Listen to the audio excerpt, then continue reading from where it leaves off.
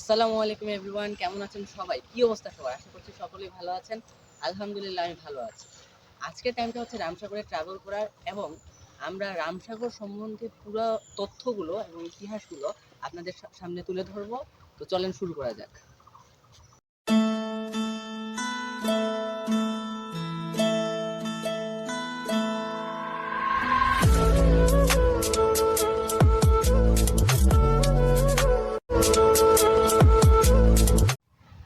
আমরা এখন রামসাগরের মেইন প্রবেশ পথে এবং আপনাদেরকে রামসাগরে প্রবেশ করার জন্য টিকিট সংগ্রহ করতে হবে এবং প্রতিজনের টিকিট 20 টাকা। তো চলেন ঢোকা যাক।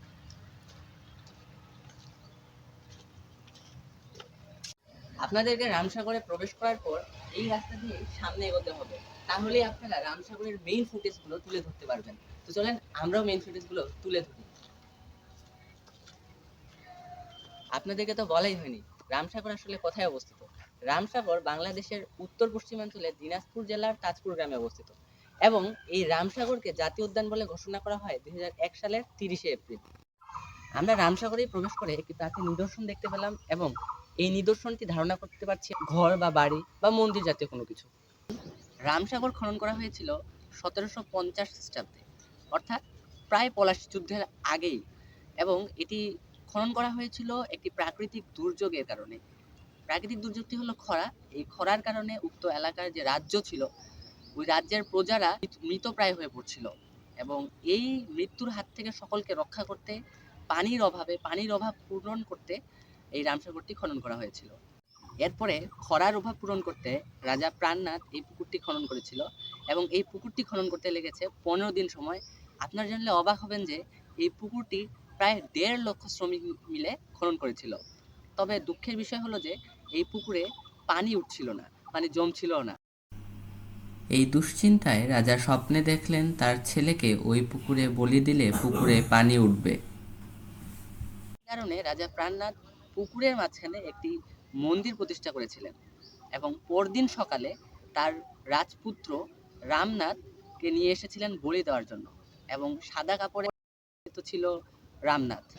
তবে তাকে বলি দিতে হয়নি, সে পুকুরের মধ্যে পা রাখলেই পুরো পুকুরটি পানিতে পূর্ণ হয়ে যায়।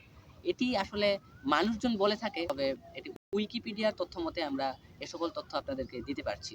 পুকুরটি অনেক আগে খনন করা হলেও আমরা এখান থেকে জানতে পারলাম যে প্রায় 1958 সাল থেকে পর্যটকরা এই রামসাগরে আসা শুরু করেছে এবং পরবর্তীতে পর্যটকদের থাকার ব্যবস্থার জন্য এখানে নির্মাণ করা হয়েছে রামসাগর বিশ্রামাগার। আমরা এখন দাঁড়িয়ে আছি রামসাগর চিড়িয়াখানার সামনে। চলেন দেখে নেই রামসাগর চিড়িয়াখানায় কোন কোন প্রাণী রয়েছে। রামসাগর চিড়িয়াখানা রয়েছে বেশ কয়েক ধরনের প্রাণী, যেমন হরিণ, সাপ, বানর, হনুমান এবং আগে ছিল নীলগাই, তবে এখন নীলগাইটি নেই।